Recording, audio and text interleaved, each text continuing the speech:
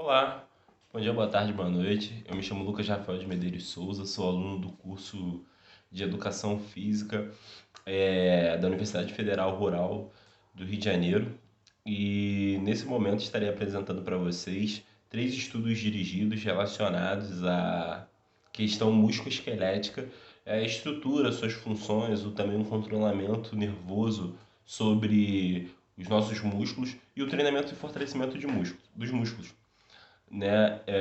Nesse primeiro momento, nós devemos compreender o que é a estrutura do sistema musculoesquelético e devemos compreender que os músculos eles são distribuídos em três áreas, né? Em três classificações, que é o músculo estriado cardíaco, o músculo liso e o músculo esquelético, músculo estriado e esquelético. O músculo cardíaco, seu próprio nome já diz, ele só é encontrado no coração. Então, em outras áreas, nós não encontraremos nenhuma evidência desse músculo.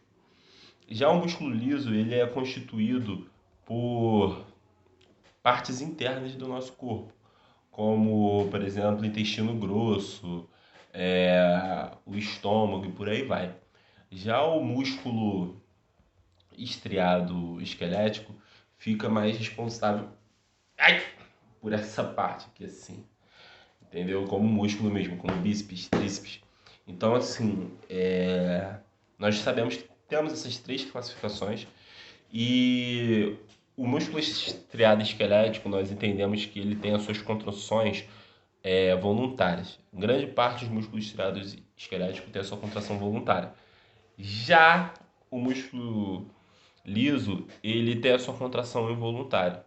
O que seria uma contração voluntária? Por exemplo, eu quero contrair o meu bíceps, eu vou contrair o meu bíceps, né?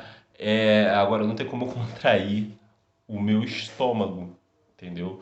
Para ele fazer uma digestão ou coisa do gênero. Partindo desse pressuposto, nós temos algumas ocasiões que ocorrem e eu vou estar falando sobre elas, né? Primeiramente, a gente vai estar citando a tendinite, que é uma inflamação dos tendões, e ela ocorre devido ao esforço repetitivo de atividades dos membros e movimentos que se excedem a amplitude normal. Como o nome já diz, né, o seu final, quando tem it, geralmente, quando tem it significa uma inflamação, nós sabemos que a tendinite é uma inflamação que ocorre em determinado tendão. Outro caso que nós devemos estar falando é sobre o suprimento. Outro caso não, né? Outra situação que nós estaremos falando é sobre o suprimento sanguíneo. É, os músculos do nosso corpo precisam ser irrigados de sangue, né? As fibras musculares individuais. E o suprimento vascular é determinante para o funcionamento dos nossos músculos. Até porque se houver uma deficiência nesse suprimento muscular, nessa irrigação de sangue, vai haver uma deficiência de proteínas, de enzimas nesse músculo, gerando alguma deficiência ou falha ou até mesmo algum problema mais para frente que será prejudicial para esse músculo. Nós também devemos estar compreendendo e falando um pouco sobre os filamentos que encobrem a actina, que é a tropiomiosina e a topronina.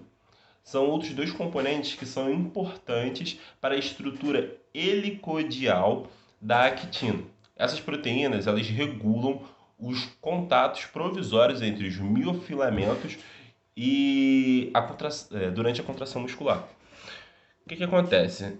Graças a essa proteção que encobre a actina, nós temos uma proteção maior sobre os miofilamentos durante a contração muscular, né? E também tem o sistema T, que eles transmitem um potencial de ação para os sarcômenos, né? E esse potencial de ação, ele se dirige e é bem importante até mesmo para a movimentação do músculo e coisa do gênero,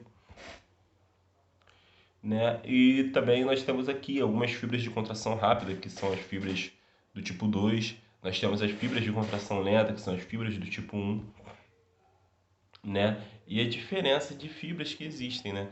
entre o grupo de pessoas que são normais, o grupo de pessoas que são atletas, né? E existe uma... Como eu posso estar explicando para vocês? Existe uma diferença gritante, até porque a fibra de um atleta ela vai ser melhor trabalhada, ela vai ter um desenvolvimento maior e uma influência maior devido ao treinamento que ela sofre do que uma fibra de uma pessoa normal, né? Essa é uma pequena introdução para a gente pelo menos estar se situando, pois os próximos tópicos que estarão vindo à frente, né? Nesse momento nós estaremos falando sobre o controle nervoso no movimento humano, né? O controle nervoso no movimento humano ele se dá a partir do desenvolvimento de gestos motores aprendidos no decorrer da vida do ser humano, como por exemplo o ato de dar um toque de vôlei numa bola é um ato que é aprendido durante o desenvolvimento daquela criança ou adolescente. E esse desenvolvimento ele é aprendido e assimilado, e depois dele ser compreendido, nós começamos a aprimorar e adaptar para nós. Consequentemente, esse sinal, essa informação, ela é armazenada no nosso cérebro e depois, quando nós vamos executar esse movimento, nós executamos esse movimento através do sistema nervoso. É, o responsável por mandar as informações, o responsável por captar as informações e mandar as informações até o músculo para a realização do movimento é o sistema nervoso central. E aquele que é responsável por receber essa informação e executar o movimento é o sistema nervoso periférico. Partindo desse pressuposto, nós entendemos e compreendemos que o sistema nervoso central ele tem a sua parte no encéfalo. O sistema nervoso central, tendo o encéfalo, as principais áreas são o bulbo, a ponte, o mesencéfalo, o cerebelo, o diencéfalo e o telencéfalo.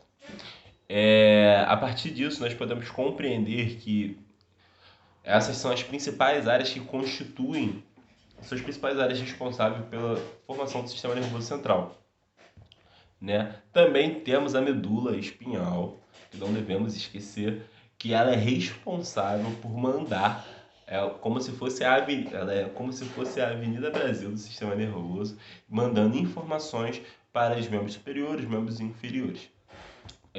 Partindo desse pressuposto, o sistema nervoso periférico, ele é um sistema nervoso que ele é constituído por mais ou menos 31 aproximadamente por 31 nervos espinhais e em 12 pares de nervos cranianos. Mediante a isso, nós entendemos que o sistema nervoso periférico, como o seu próprio nome diz, periférico, ele é responsável por mandar as informações e também ele inclui os neurônios aferentes, que retransmitem a informação sensorial recebida. Então, o sistema nervoso central ele é responsável por mandar e também receber as informações dos movimentos que nós realizamos. Já o sistema nervoso simpático e parasimpático, eles fazem parte do sistema nervoso autônomo e são subdivididos em componentes simpáticos e parasimpáticos, com a diferença anatômicas e fisiológicas que esses neurônios eles operam em paralelo, mas utilizam vias estruturalmente distintas e diferem em seus sistemas de transmissões.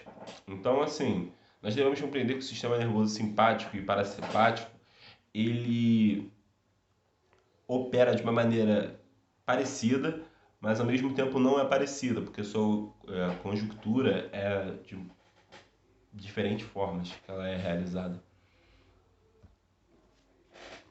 Desculpa, perdão por essas quedas do telefone, mas é porque tá aqui no improviso.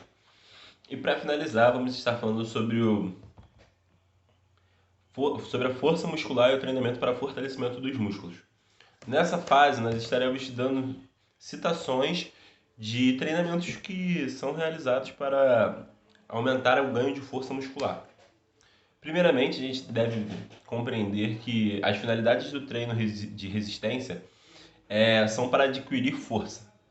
Consequentemente, nós vemos que alguns desses treinamentos são competições de levantamento de peso, fisiculturismo, treinamento de força em geral, fisioterapia para reabilitação, esse aí eu fiz. Treinamento de resistência específico para cada esporte e fisiologia muscular, a fim de compreender a estrutura, a função e as adaptações e aplicações na prática.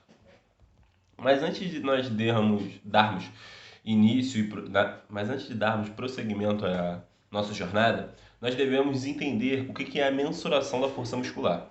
A mensuração da força muscular é um dos métodos que determina comumente a força muscular, ou mais precisamente, a força ou a tensão gerada por um único músculo ou por um grupo de músculos correlacionados. E temos 4 aspectos que nós podemos citar, né?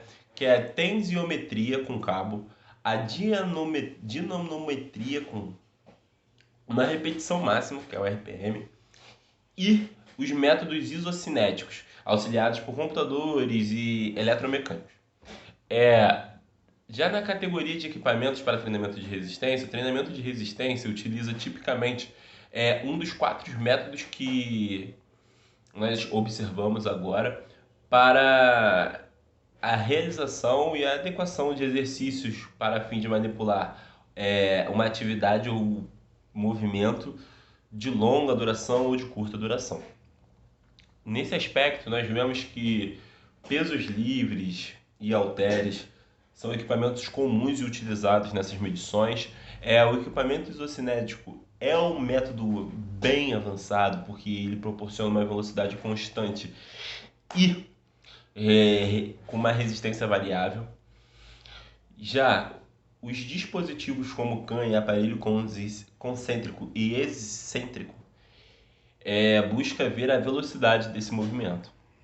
Já nas diferenças sexuais na força muscular, observa-se que existem várias abordagens que determinam se existe uma diferença sexual verdadeira na força muscular e as suas variações.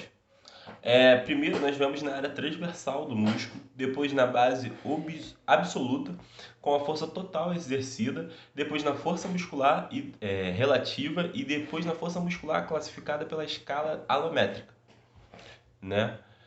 E chegamos aqui num ponto que o treinamento de força muscular, ele fortalece o músculo gradualmente. E esse fortalecimento ele vai sendo realizado até chegar à sua capacidade máxima de gerar força. Consequentemente, o treinamento de força, o treinamento resistido, ele tem o objetivo de aumentar os níveis de tensões do nosso músculo. Como assim? Aumentando a potência de força que nós temos, aumentar a capacidade de força que nós podemos gerar.